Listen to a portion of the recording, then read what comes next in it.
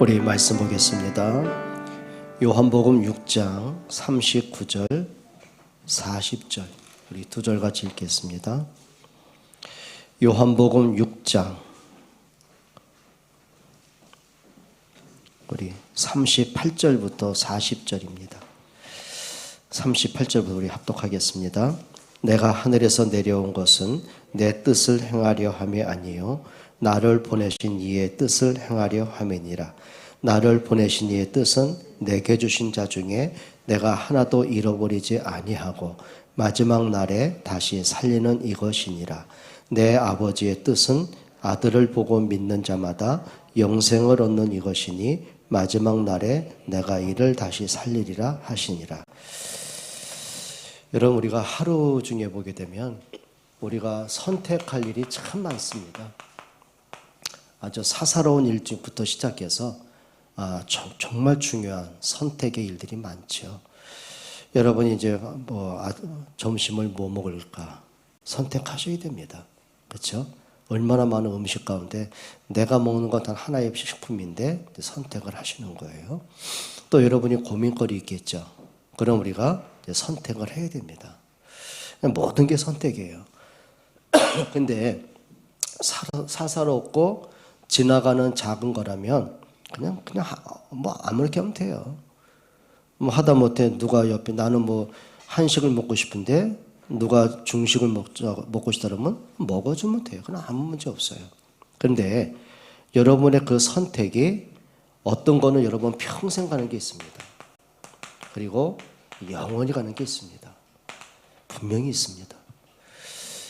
아담과 하와가 선악과에 대한 욕심이 막 끓어오릅니다.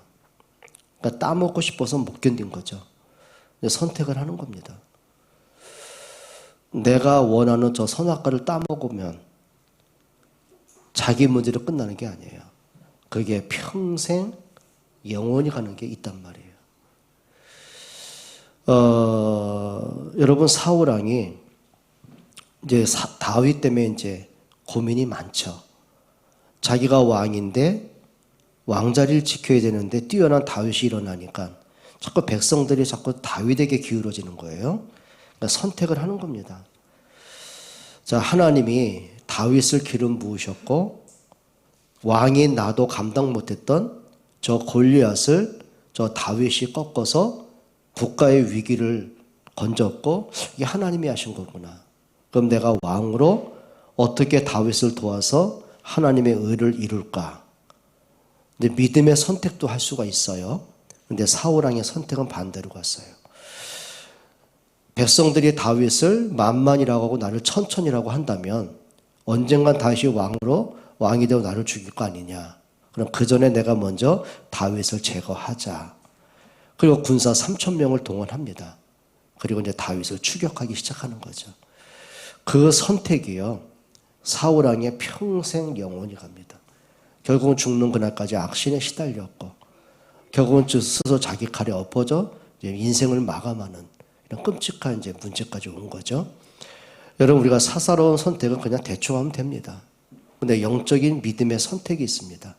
믿음을 선택할 수가 있고 불신앙을 선택할 수도 있는 거예요. 그러면 여러분이 모든 선택에 그리고 모든 판단에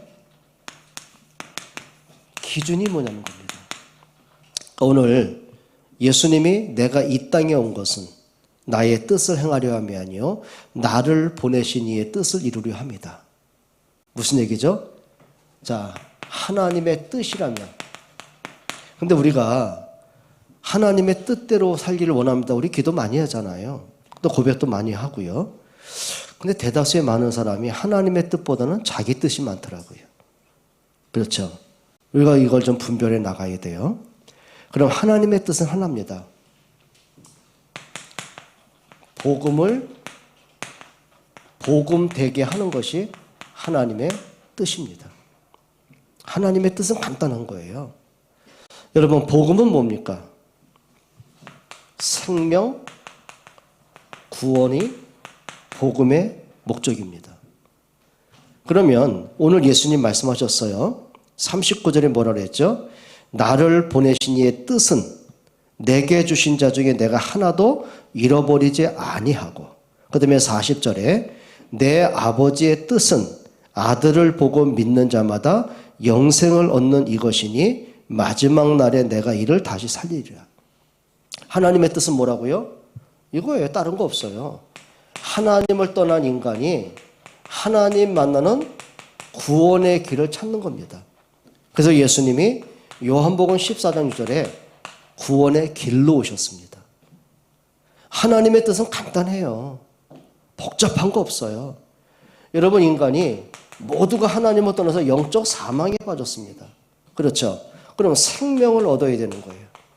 근데 그 길이 뭐냐는 거죠. 종교입니까? 선행입니까? 절대 아닙니다. 사망에서 생명 얻는 길은 뭐죠? 딱 하나입니다. 로마서 8장 2절처럼 그리스도 예수 안에 있는 자에게는 어떻게 해요? 결코 정죄함이 없나니 사망에서 생명으로 옮긴 거예요. 그러니까 사망에 빠진 자가 생명 얻는 길은 다 하나입니다. 하나님의 뜻은 하나입니다. 모든 인간이 사단의 올무에서 잡혀 있습니다. 그러니까 모든 인간이 운명에 묶여 살잖아요. 지옥 문제 해결할 길이 없는 거죠. 그때 답은 하나입니다. 요한복음 8장 32절에 진리를 알지니 진리가 너희를 자유케 하리라. 그래서 하나님이 다른 이름을 주신 것이 아니라 오직 그리스도 한 분을 주신 겁니다. 그럼 우리가 여러분들이 내가 하나님의 뜻대로 산다는 말은 뭘까요? 여러분들의 삶을 통해서 우리가 받은 이 복음을 복음되게 하는 겁니다. 그래서 우리가 교회 안에 새 가족이나 또 우리 연약한 사람들이나 우리 랩런트들이요, 여러분을 통해서 야, 이게 복음이 저런 거구나, 이거 깨달으면 되는 거예요. 마치 요셉이요, 보디발 집에 노예로 들어가잖아요. 그때 요셉은 이거 한 겁니다. 복음을 복음되게 한 겁니다. 노예가 노예되면 안 되죠. 상처가 상처로 끝나면 안 되죠. 인생의 한에 잡혀 살면 안 되죠. 근데 요셉이요, 노예로 살면서 복음을 복음되게 하더라고요. 이거는 요셉의 작품이 아닌 거예요. 하나님이 요셉과 함께 하시니까 보디발 장군이 요셉을 보면서 이걸 발견한 겁니다. 아, 요셉이 믿는 하나님이 요셉과 정말 함께 하시는구나. 요셉이 믿는 하나님이 정말 살아계신 하나님이시구나. 요셉이 또 왕궁에 들어갑니다. 그러니까 왕이 이 고백을 하는 거예요. 내가 지금까지 너처럼 하나님의 영에 감동받은 너 같은 사람 본 적이 없다. 네가 그런 정말 중요한 말을 했는데 이건 네 입에서 나온 게 아니구나. 하나님이 너에게 알게 하신 거구나. 네가 재앙을 막을 수 있도록 7년 대풍년 동안의 곡식을 저장하자고 했는데 아, 이건 네가 깨달은 게 아니구나. 네가 믿는 절대자가 너에게 알게 하신 거구나. 그럼 뭐라고 합니까? 내가 너를 앞에 두고 다른 사람을 내가 세울 게 뭐 있겠냐. 네가 이 일의 적임자다. 그리고 반주를 빼어준 겁니다. 여러분, 복음을 복음되게 한단 말은 뭐죠? 정말 하나님의 살아계심이 드러나는 거예요. 하나님이 나와 함께 하심이 누려지는 거예요. 하나님이 나를 통해 요셉이 노예로 팔려가던, 다윗이 사울에게 쫓기던, 다니엘과 그 친구들이 포로로 잡혀가던, 풀무불의 위기가 오고 사자굴의 죽음의 문제가 오던 그 속에서 뭐가 된 거죠? 정말 복음이 복음되더라고요. 아, 이게 하나님이 하신 거구나. 이게 하나님의 계획이구나. 여러분, 진짜 하나님의 뜻은 뭔지 아십니까? 여러분이 진짜 복음 누리고요. 그게 하나님의 뜻입니다. 내가 그리스도로 구원받은 이 축복을 알고요. 그러면 내가 그리스도로 구원받고 운명에서 내가 자유케 되고 사단과 죄 문제를 끝냈다면 이것처럼 귀한 게 없잖아요. 근데 내 주변에 많은 사람들이 아직도 복음 밖에 있잖아요. 사단의 올무에 잡혀 있잖아요. 원죄 가운데 묶여 있잖아요. 지옥의 길로 달려가고 있잖아요. 길이 없어요. 그러니까 사람들이 나름대로 길을 찾아 자꾸 우상을 찾아가고 종교를 믿고, 심지어 어떤 사람은 교회를 나와서 복받는다고 하기도 하고, 그것도 답이 안 되니까 점쟁이 찾아가고, 굿도 해보고, 불안하니까 부족도 몸에 지녀보고, 이것도 저것도 안 되니까 에라 모르겠다, 뭐 이 세상 한 세상인데 그냥 즐기다 가지, 마치 집착을 하는 겁니다. 게임에 집착하고 술에 집착하고 돈에 집착하고 명예에 집착하고 명품에 집착하고 어떤 사람은 여행에 집착하고 답이 있겠습니까? 길은 하나입니다. 그리스도입니다. 그래서 여러분들이 진짜 내가 하나님의 뜻대로 산단 말은 뭘까요? 내게 주신 이 복음을 누리고 이 복음의 빛이 증거되는 겁니다. 예수님 뭐라고 했습니까? 너희는 세상의 빛이다라고 말씀하신 거예요. 또 두 번째, 우리가 하나님의 뜻대로 선택하고 판단하는 기준이 뭡니까? 이겁니다. 이게 정말 전도와 맞고 선교와 맞는 건지 100% 맞습니다. 그 말은 뭐냐면 여러분의 지난날의 모든 과거는요, 전도의 발판이 맞습니다. 요셉이 형들 때문에 받은 고난, 형들 때문에 노예로 팔려온 그 안 맺힌 과거 지나고 나니까 하나님이 생명을 구원하시려고 나를 앞서 보내신 거구나. 그러니까 요셉이 뭘 본 거죠? 자기 과거를 돌이켜보면서 한에 잡힌 게 아니고 상처라는 올무에 잡힌 게 아니라 뭘로 본 거예요? 하나님이 생명을 구원하라고 나를 앞서 보내신 거구나. 그럼 형들이 나를 팔았지만 이것까지도 하나님의 방법이었구나. 뭐가 보여준 거예요? 하나님. 그러니 형들이 자기 앞에 무릎을 꿇었을 때는요, 목을 쳐도 얼마든지 할 수 있는 거예요. 형들은 아무 할 말이 없어요. 왜? 자기들이 한 죄가 있는데요. 요셉은 거기에 대한 권력도 있는데요. 애굽의 총리입니다. 그러면 자기의 한에 따라서 선택하고 판단한 게 아니고 상처에 따라서 판단한 게 아니고 뭘로 봤어요? 하나님의 뜻이 이거였구나. 그러니 과거의 노예가 될 필요 없는 거죠. 여러분, 이걸 정말 기억하셔야 됩니다. 여러분, 하나님의 뜻이 뭘까요? 우리는 먹고 산다고 내가 일을 했잖아요, 평생. 아침에 출근하는 것부터 하루 종일 일에 치이고 실적에 눌리고 사람들과의 또 인간관계 또 힘들고 얼마나 힘듭니까? 그런데 하는 사람이 내가 일 언제까지 하지? 평생 그러다 끝나는 겁니다. 그런데 여러분들이 내가 하고 있는 이 업이 정말 전도하고 선교와 맞다면 그건 축복입니다. 그렇죠? 내가 먹고 살려고 하니까 힘든 거예요. 아침에 일어나는 것부터 너무너무 힘든 거예요. 그러니까 이제 주말만 기다렸다가 토요일 날 되면 하고 주일날 저녁부터 오후부터 되면서 내일 또 월요병이라는 게 있지 않습니까? 너무너무 힘든 거예요. 여러분의 업이 정말 복음과 전도와 교회와 렘넌트와 맞지 않는다면요, 그게 무거운 짐입니다, 짐. 예수님 뭐라고 그랬어요? 수고하고 무거운 짐진 자들아 다 내게로 오라. 내가 너희를 쉬게 할 거라 그랬어요. 여러분, 내가 먹고 살기 위해서 얼마나 수고하고 삽니까? 노력한 만큼 내가 실적이 나오고 하면 괜찮은데 때로는 내가 이 정도밖에 안 되나, 또 내가 초라해 보기도 하고 남하고 비교하다 보니까 능력이 또 남보다 뒤지기도 하고 얼마나 수고합니까? 부모가 자녀를 키우는데 얼마나 수고합니까? 누구보다 잘 키우고 잘 먹이고 잘 가르치고 해주고 싶은데 내가 이것밖에 안 돼요. 수고 얼마나 합니까? 그러니까 그 짐에 눌리는 거예요. 평생을요. 그다음 무거운 짐이 있는 거예요. 무슨 짐이죠? 창세기 3장에는 원죄의 짐이 있습니다. 이건 뭘로 해결하겠냐고요.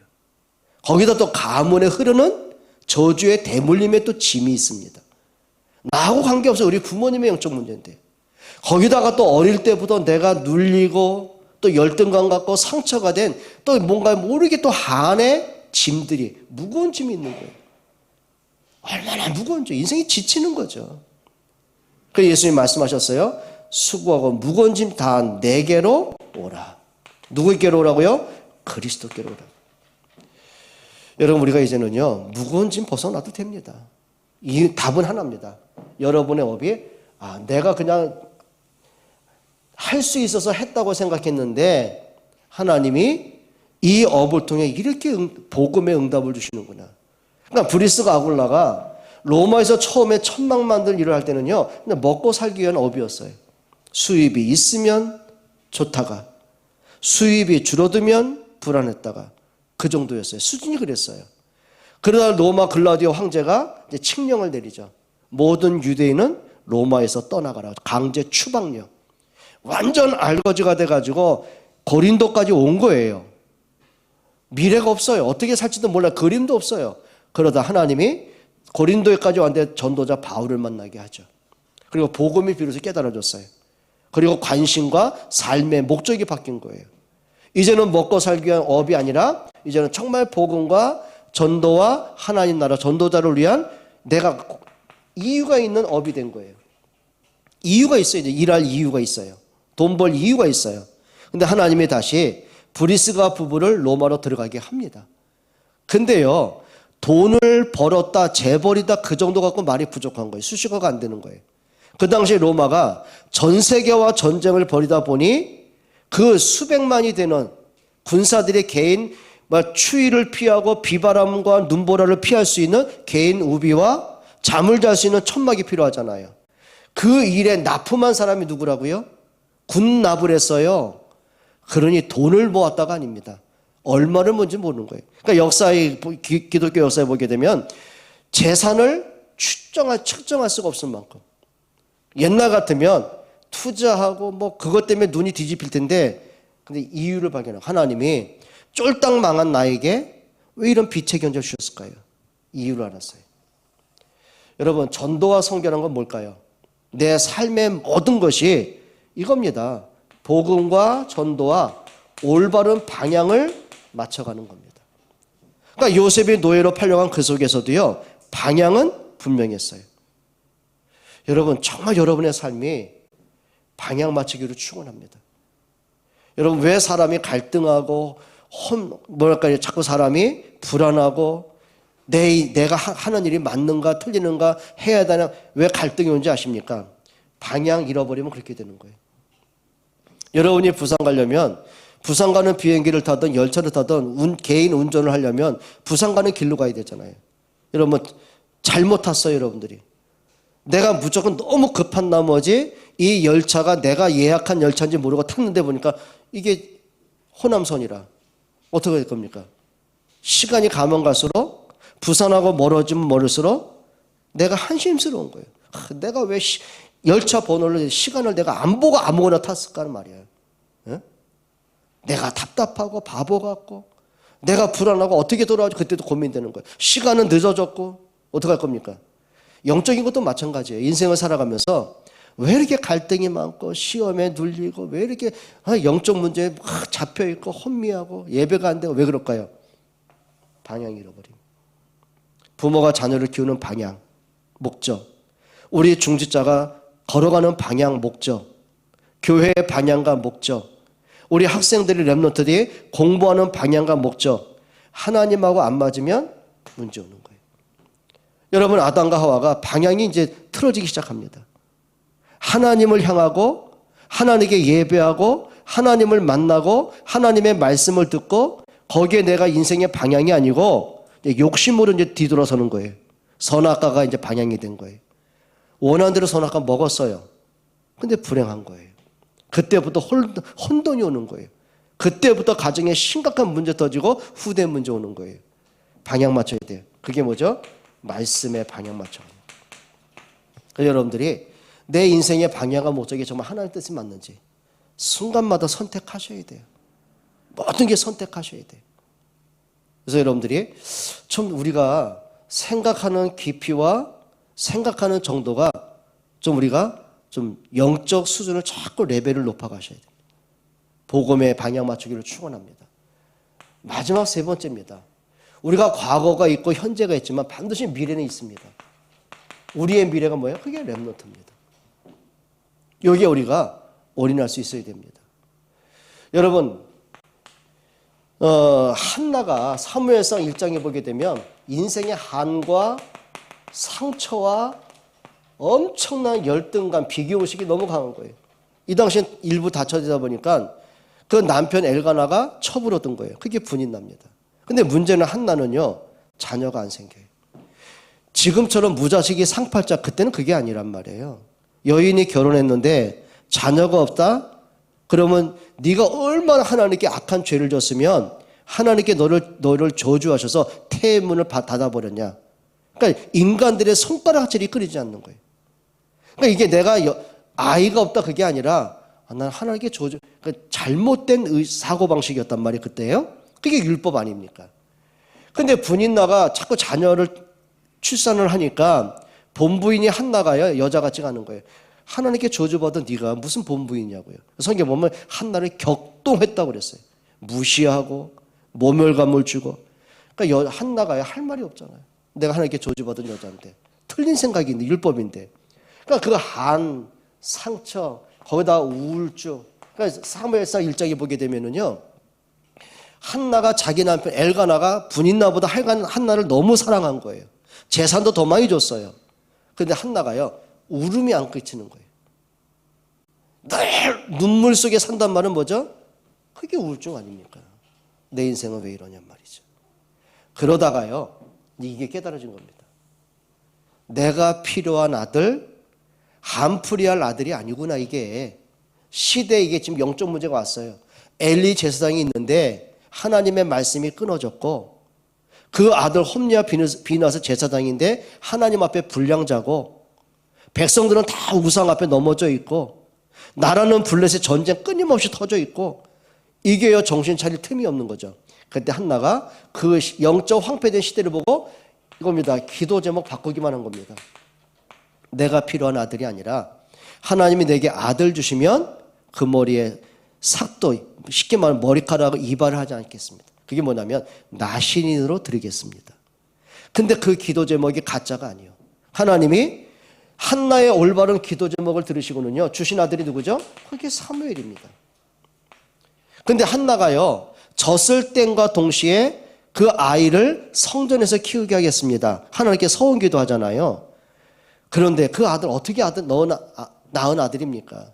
평생을 한과 상처로 겨우 아들 낳고 이제 여자로서의 위로를 받고 살아가는데 사무엘이 젖을 때입니다. 그 당시 유대인들은요 아이가 젖을 언제까 5세, 6세까지 젖을 먹였어요. 그 영양가가 없겠죠. 근데 뭐냐면 아이들이 엄마 젖을 입에 무는 동안은 가장 평안한 거예요. 그때 언약 전달을 하는 거예요. 그게 유대인 어머니들의 역할이었어요. 그리고 젖을 땐과 동시에 5살 그 나이 때 어린 아들을요 성전에 두고 내려오면서 하나님께 찬송하고 감사의 기도를 한 게 그게 사무엘상 2장입니다. 창조주 하나님을 높여요. 하나님의 전능하심과 하나님의 주권을 고백을 하는 거예요. 그런데요 너무 감사하게 어린 사무엘이요 사무엘상 2장 1절에 이렇게 고백을 합니다. 우리 엄마가 기도하여 가로되 그래야 되지 않습니까? 근데 사무엘상 2장 1절에 보게 되면 한나가 기도하여 가로되 그랬어요. 한나가 기도하여 가로되. 그 말은 뭘까요? 어린 사무엘이 엄마를 보면서 뭘 봤냐면은 진짜 우리 엄마가 믿는 하나님이 정말 살아계시는구나. 정말 우리 엄마의 신앙 고백대로 하나님의 전능하심과 하나님의 절대 주권이구나. 그걸 기록한 게 사무엘상 2장입니다. 그리고 나서는요 사무엘이요 하나님의 음성을 듣죠. 그게 사무엘상 3장입니다. 그리고 뭐라고 하냐면은 사무엘의 말 한마디도 땅에 떨어지지 아니하였더라. 뭘까요? 사무엘은 자기 말하는 게 아니에요. 하나님의 말씀을 듣고는 그 말씀을 묵상하고 기도하면서 그걸 선포하는 거죠. 근데 그 말을 하나님이 책임을 졌다 그 말입니다. 그게 말씀의 능력이라는 거죠. 그리고 사무엘상 7장에 보게 되면 사무엘이 미스바 운동을 합니다. 모든 백성들을 미스바로 다 모이게 합니다. 그리고 3가지 운동을 합니다. 정말 하나님이 참 하나님이냐? 그럼 너희가 왜 바알과 우상을 우상으로 섬기냐? 너희가 바알을 버리고 하나님께로 돌아와라. 개혁을 합니다. 그리고 기도를 합니다. 그리고 사무엘상 7장 9절에 보게 되면 사무엘이 젖먹는 어린 양을 취하여 여호와께 온전한 번제를 드렸더니 그걸 어디서 본지 아십니까? 엄마를 통해서 사무엘이요 비로소 언약의 뭔가를 깨달은 겁니다. 그리고 하나님이 기뻐하는 온전한 번제, 희생 제물, 그리스도의 십자가 언약을 회복하기 시작하는 거예요. 성경에 뭐라 하는지 아십니까? 그날에. 어떤 날이죠? 언약 회복한 그날에. 우상을 다 버리고 하나님께로 돌아온 그날에 하나님이 그들의 기도를 들으십니다. 그리고 블레셋을 하나님이 직접 치십니다. 빼앗겼던 성을 찾게 하십니다. 그 땅에 평화가 있었더라. 무슨 얘기입니까? 미래는 누구한테 있습니까? 올바른 렘넌트가 일어났을 때 하나님 그 렘넌트를 통해서요 새로운 시작을 이루어 가시더라고요. 우리 부모님들 중지자들이요 이 언약 붙잡아야 돼요. 이게 하나님의 뜻이에요. 그래서 우리가 막연하게 하나님의 뜻대로 살겠습니다.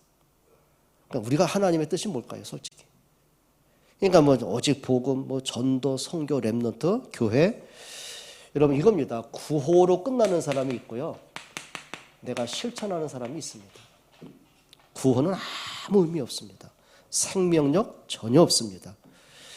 우리가 감당을 진짜 우리가 복음을 위해서 교회를 위해서 렘넌트와 전도를 위해서 정말 하나님 앞에 살고 있다면 하나님도 아시겠죠. 그럼 응답은 하나님이 하시는 거예요. 내가 지혜가 부족합니까? 그렇죠. 세상 지식인데 이해 못하는 지혜를 하나님이 주시는 거예요. 그러니까 바로가 그 왕이 요셉을 보면서 그 고백을 한 거 아닙니까?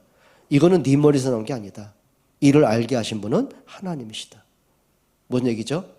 세상이 이해하는 지혜, 건강, 경제 그건 하나님이 주시는 겁니다. 그리고 우리는 한 가지 하면 돼요. 정말 여러분이 하나님 앞에 축복받는 그릇을 준비하시기 바랍니다. 이렇게 하나님의 뜻을 따라서 선택하고 결단하고 그러시면 돼요. 그래서 여러분이 오늘부터 한번 이런 결단 한번 해보세요. 이게 정말 복음을 위한 것이 맞냐? 이게 정말 전도와 선교와 렘넌트, 교회를 위해서 꼭 필요한 게 맞냐?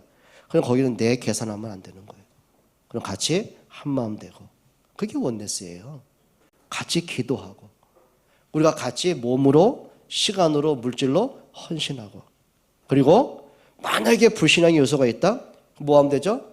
복음의 방향만 맞추면 되는 거예요. 여러분 하나님이 하시는 일을 좀 보시기를 축원합니다.